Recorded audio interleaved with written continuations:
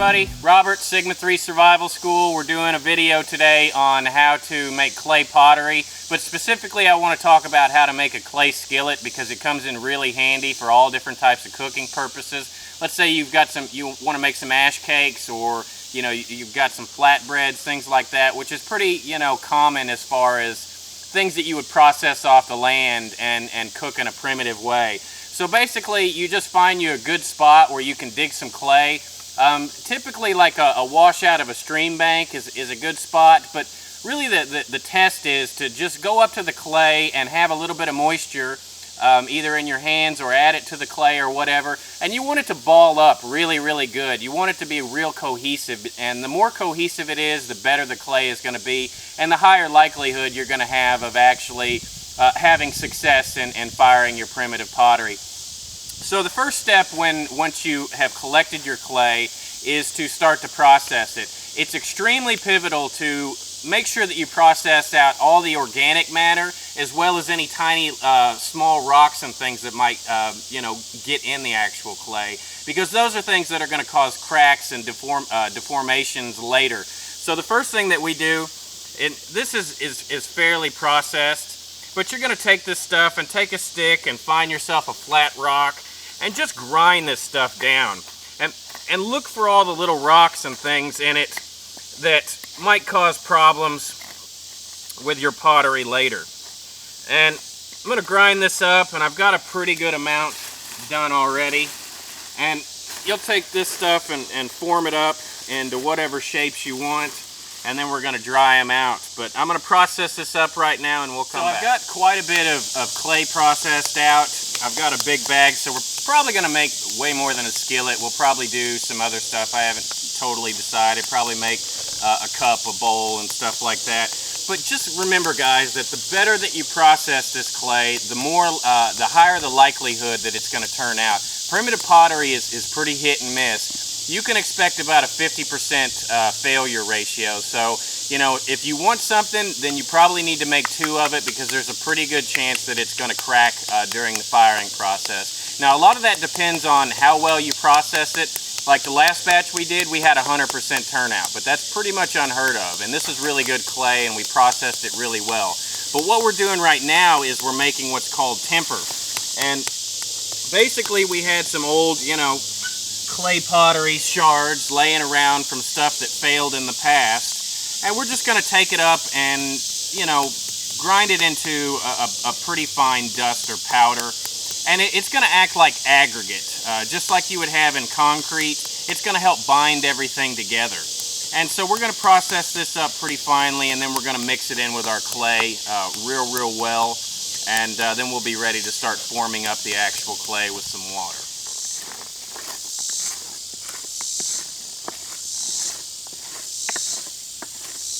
Getting our pile of temper here. Got to have quite a bit of it. This takes quite a while to process out. After you get all your temper broken up into a nice fine powder like this, you're going to take it and mix it together. Now, you don't have to have a plastic bag. This just makes it a little bit easier to mix it all together. But if you didn't have a bag, you would just lay your clay out and then sprinkle the temper over the top of it.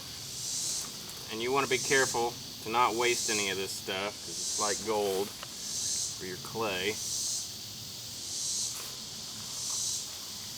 And just dump that in.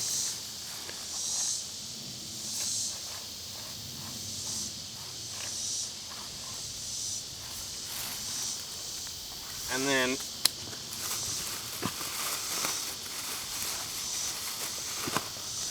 you're just going to mix this all around real good, making sure that it's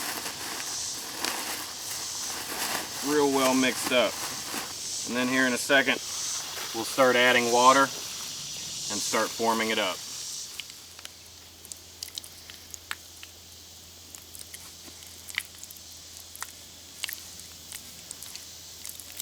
Go. Hey guys, Jeremiah, apprentice instructor out here at Sigma 3. And what we're doing with our clay that we've processed out is adding water so that we can form it into manageable balls, so that we can build our bowls, our skillets, whatever you're building. And the key with this is to add the water in small increments because you don't want to get it too wet. The wetter you get it, the easier it is to work, but also that will increase your chance of failure in the firing process. So we're going to get a few of these worked up into balls, manageable, and then we're going to make our skillet. Check it out. It's Dumpy the Mudman here at Sigma 3. He's a apprentice instructor.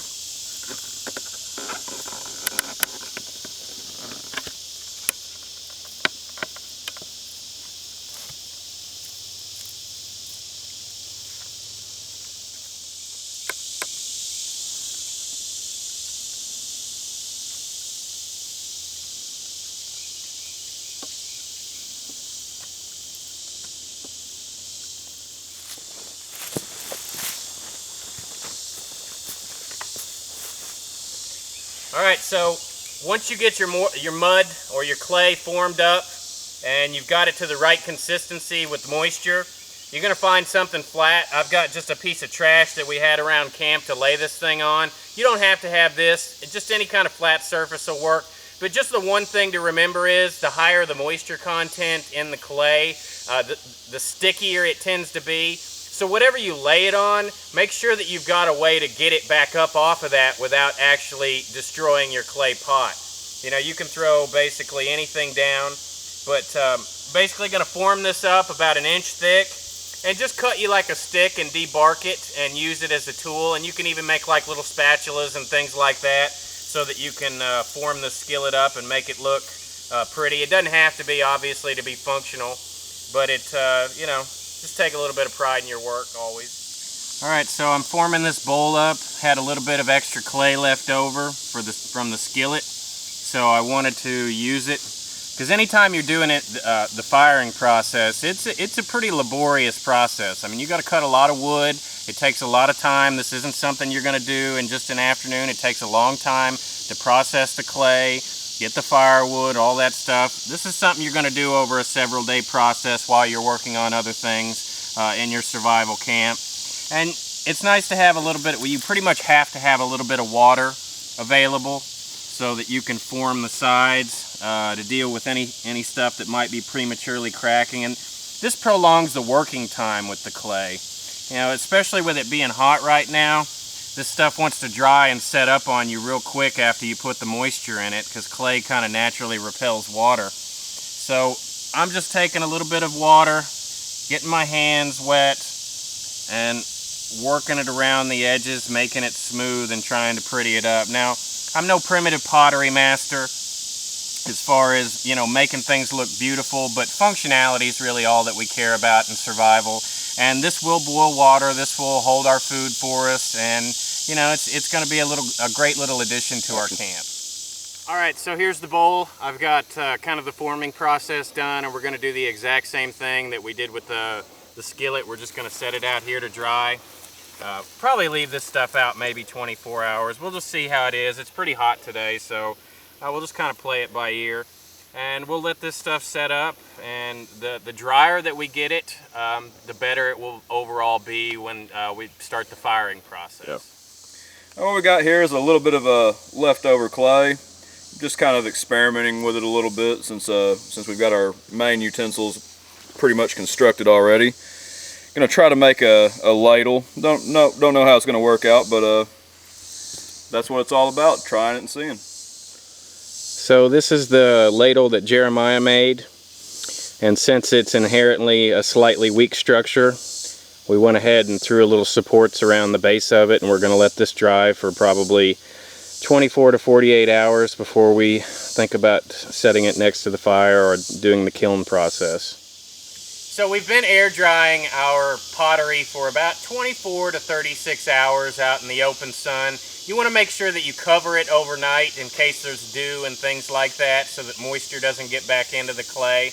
And one thing to keep in mind is that the clay is real sticky, so whatever you put it on, it's going to adhere to that until it dries. Once it dries, it's going to release itself from that, because when the moisture draws out of it, it loses a lot of its sticky nature. So we've got our bowl, we've got our ladle, and we've got our clay skillet over here to the side. And we initially started this video off as just going to do a clay skillet, and then we had some extra, and we started the bowl, and then we even had a little bit of extra clay after that, and so we made a ladle. So we've basically got a complete kitchen set right here. We've got a place to boil water and make soups and things like that. We've got a way to scoop out that, and then we've also got a way to cook meats and flatbreads and things like that. So I'm going to kind of slowly grill this over this kiln, and you don't want the fire to get too hot. You're just trying to, you know, speed this process along. If you get it too hot, there's a potential that it'll crack prematurely. So I'm going to let this set out probably over these coals for the next, I don't know, at least 6 hours, and just kind of watch it and keep my eye on it. And then I'm going to come back, and once they're completely dry and we feel like all the moisture's out of them, then we're going to set these in the bottom of the kiln after the fire's gone out, and then we're going to stack wood around them and go through the entire firing process with you. So we're ready for the kiln process. So what I want to do is I've already got my wood pre-cut. I've got everything quartered, and right now I'm going to set our clay pot.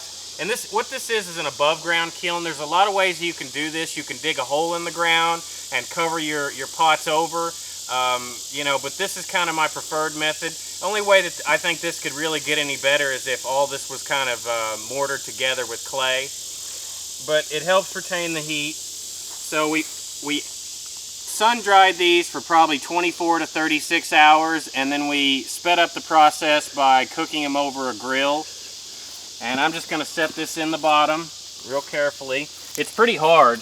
I mean, I could actually rock boil and probably cook in this as is. I mean, it wouldn't last long without the firing process. But I'm going to set those in there just like that.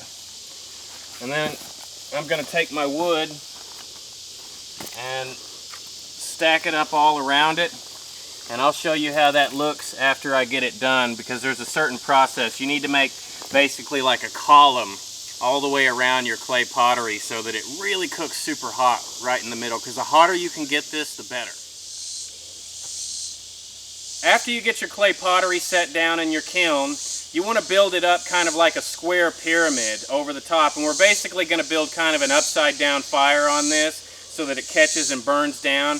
And we want to get the fire as hot as we possibly can so that, you know, we have the highest probability of, you know, success with our clay pottery. So you'll see that it's stacked on both sides, kind of in a square, and then we've got our tinder here. And I'm going to feed this after it gets burnt down to coals into the night and probably into tomorrow. And this fire will literally get so hot that you won't be able to get the pots out even after the fire goes out, probably with 2 days. It usually takes about 2 days for the pots to cool down. And really the most important thing when doing clay pottery is, it's not so much the heating process, it's the cooling process. You have to make sure that the pots really cool down at a super slow rate, because that's when they'll start popping. And if you hear one tink, tink, tinks, anything like that, that means one of your clay pots is probably busted. So I'm going to light this up and we'll get this going, and I'll show you kind of the process sporadically as it goes through the kiln process, and then we'll come back. Alright, you can see the pots. That's the ladle right there. These have been cooking probably a good 4 or 5 hours. There's a huge coal base there. And we're going to keep building it up and keep building it up until the coals completely cover the all the pottery.